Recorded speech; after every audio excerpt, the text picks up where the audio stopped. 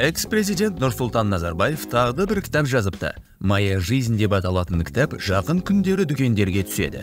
Кітапта экс-президент 2011 жылы Жаңаөзенде болған оқиға, 2019 жылы биліктен жартылай транзиті, 2022 жылғы қаңтар қырғыны туралы да жазыпты. Сондай-ақ Қасым-Жомарт Тоқаев туралы да ойын қағазға түсірген көрінеді. Алайда оқырман үшін бұл кітаптың ең қызық тұсы Назарбаевтың екінші әйелі Әсел Исабаева туралы естелігі болмақ. Кейбір деректер бойынша үшінші әйелі. Бірде Талдықорғанға жолын түсті.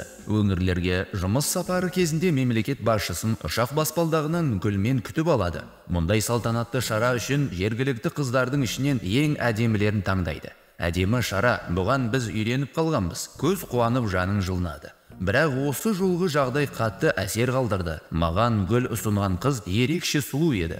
Жанары жанып тұрған құлын мүсін аққұба сұлуды біраз уақытқа дейін ойлап жүрді, деп жазды автор. Біраз уақыт өтті. Талдықорған әуежайында мені қарсы алған сол сұлу қыздың бейнесі есіме қайта оралды. Бір күні оны табудың себебі кенеттен пайда болды. Баспасөзді ақтарып отырып, бір газеттің суреті мені күйдіріп жібергендей болды.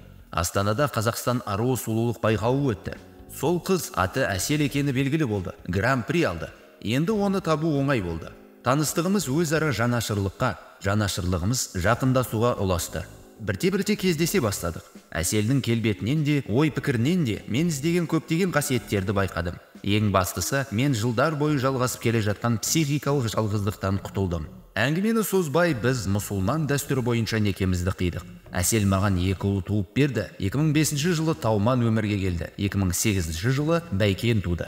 Бұдан әрі автор бірінші әйелі Сара Алпыс қызы мен одан туған 3 қызы Дариға, Динара, Әлия туралы жазады. Қиын сәтте олардың қалай қорған болғанын баяндайды. Тауман өмірге келген соң Алматыға келіп Сарадан кешірім сұрадым. Бәрін жасырмай айтып бердім. Текті әулеттің ұрпағы емес пе? Тағы кешіріммен қарады. Бала деген періште, балалар бақытты болсын, деді сонда Сара. Қыздарым да мені дұрыс түсінді. Мұндай жағдай кез келген әйел үшін ауыр сынақ болғанымен, Сара Алпыс қызының жомарттығы маған белгілі сияқты.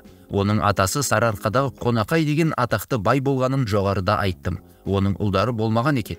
Бәйбіше үлкен әйелі жас қызды құда түсіп, оған үйлендіргенде ол 7-10 жылдықта еді. Бақытымызға орай ұл туып есімін Алпыс қояды. Кім біледі, бәлкім Сара ата-бабасының сол ежелден келе жатқан әдет-ғұрпын есіне түсірген шығар. Соған орай орындалған жайтты жан-тәнімен қабылдаған шығар.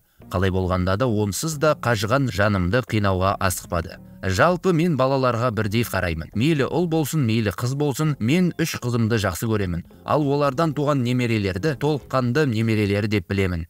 Ол текті мұрагер және жалғастырушы. Жас кезімнен тірегім болған, ең қиын сағаттарда қасымда болған 3 қызым Дариға, Динара, Әлиялардың анасы Сараға өмір бойы ризашылықпен, қамқорлықпен қарадым. Осы қиын өмірде тағдырымның сол бір бетбұрыс сәтінде оның мені түсініп кешіргені маған жұбаныш берді.